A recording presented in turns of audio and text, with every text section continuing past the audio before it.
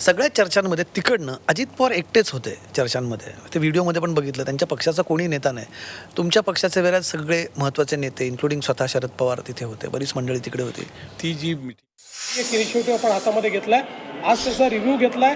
आत्तापर्यंतचे training programs अतिशय चांगले झाले आहेत. शेतकऱ्यांमध्ये प्रचंड उत्साह दिसतोय आणि म्हणून आता लवकरच त्या संदर्भात एक आम्ही लॉन्च करणार आहोत आणि जवळपास आम्ही जेव्हा लॉन्च करू त्यावेळी 1,00,000 शेतकरी हे तालुका लेवलवर एकत्रित करून आणि त्या ठिकाणी आम्ही एका ठिकाणून ते सगळा तो लॉन्च करणार आहोत आणि एक मोहीम म्हणून एक आंदोलन म्हणून हे गटशेतीला आम्ही प्रोत्साहन देण्याचा प्रयत्न या माध्यमातून करतो.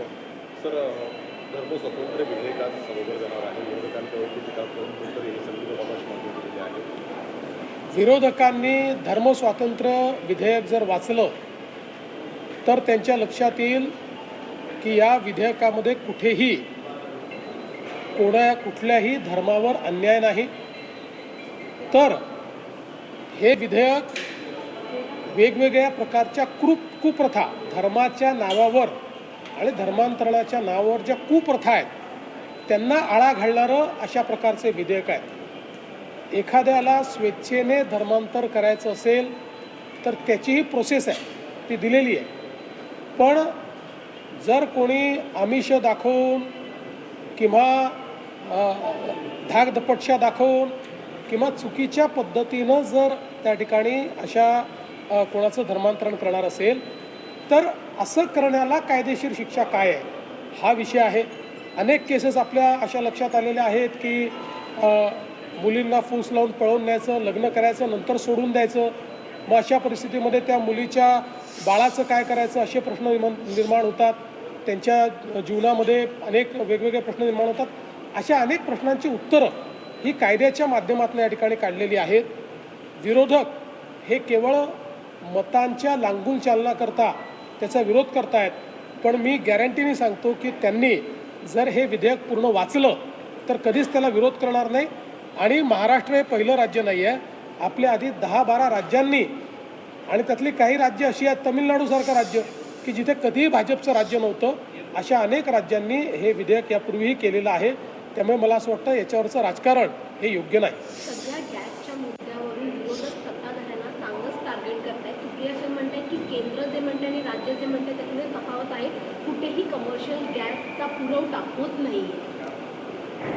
सुप्रिया सुळेंच्या बोलण्यामध्ये आणि आम्ही जे बोललो ते त्यांच्या ऐकण्यामध्ये मला असं वाटतं कुठेतरी गॅप मला दिसते आहे. केंद्र सरकारने वारंवार घरगुती गॅसच्या संदर्भात कुठलाही तुटवडा नाही.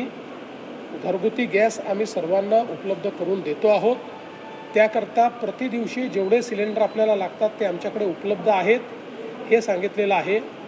त्यासोबत कमर्शियल गॅसच्या संदर्भात त्याला आपण सेकंड प्रायोरिटी दिलेली आहे, त्याला फर्स्ट प्रायोरिटी दिलेली नाही आहे. त्या संदर्भातली आपली पोझिशन काय आहे हे केंद्र सरकारने क्लिअर केलं आहे. जाणीवपूर्वक लोकांच्या मनात संभ्रम तयार करायचा, लोकांना रांगेत उभं करायला लावायचं. भीतीपोटी जेव्हा लोक रांगेत उभे राहतात किंवा सिलेंडरचं साठे बाजार किंवा आपल्या घरी एक सिलेंडर असताना परत एक अजून घेऊन ठेवा की बाबा अन्यथा उद्या जर टंचाई झाली तर काय करायचं, हे जे भीतीपोटी अनेक वेळा लोक करतात, या गोष्टी होऊ नये म्हणूनच केंद्र सरकारने स्पष्टपणे सांगितलं आहे की एक सिलेंडर मिळाल्यानंतर 23 दिवसाच्या अंतरानेच दुसरं सिलेंडर तुम्हाला त्या ठिकाणी प्राप्त होऊ शकेल, हे क्लिअर कट सांगितलेलं आहे. चुनाव आयोग ने जिस तरीके से डेट का अनाउंसमेंट किया इन 5 राज्यों में, वही बंगाल में पूछा गया कि रिशफल हो गया डीजीपी का ट्रांसफर का ऑर्डर कैसे देखते हैं? देखिए, पहली बात तो ये है कि देश के लोकतंत्र में चुनाव ये बहुत महत्वपूर्ण है. अभी राज्यों का चुनाव जो घोषित हुआ है, निश्चित रूप से उसके लिए भारतीय जनता पार्टी अपने तरीके से उस चुनाव में काम करेगी.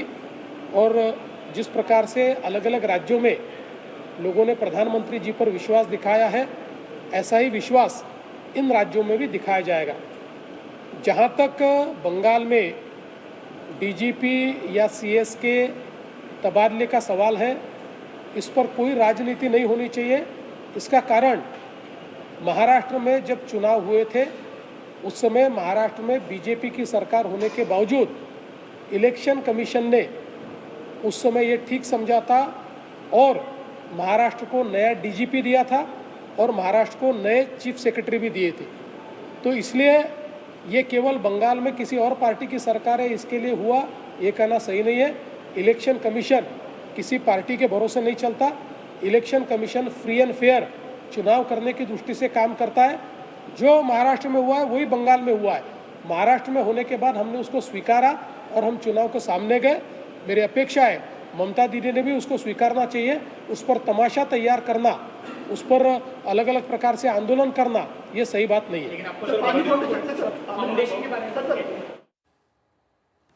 तर विरोधकांकडून संभ्रम पसरवण्याचा प्रयत्न केला जातोय। घरगुती गॅसचा कोणताही तुटवडा नाही असं पुन्हा एकदा मुख्यमंत्र्यांनी स्पष्ट केलेलं आहे। त्याचबरोबर त्यांनी सुप्रिया सुळे यांच्या ऐकण्यामध्ये काहीतरी गॅप निर्माण झाल्याचं सुद्धा त्यांनी म्हटलेलं आहे। घरगुती गॅसचा कुठलाही तुटवडा नाही असं मुख्यमंत्र्यांनी स्पष्टपणे सांगितलंय।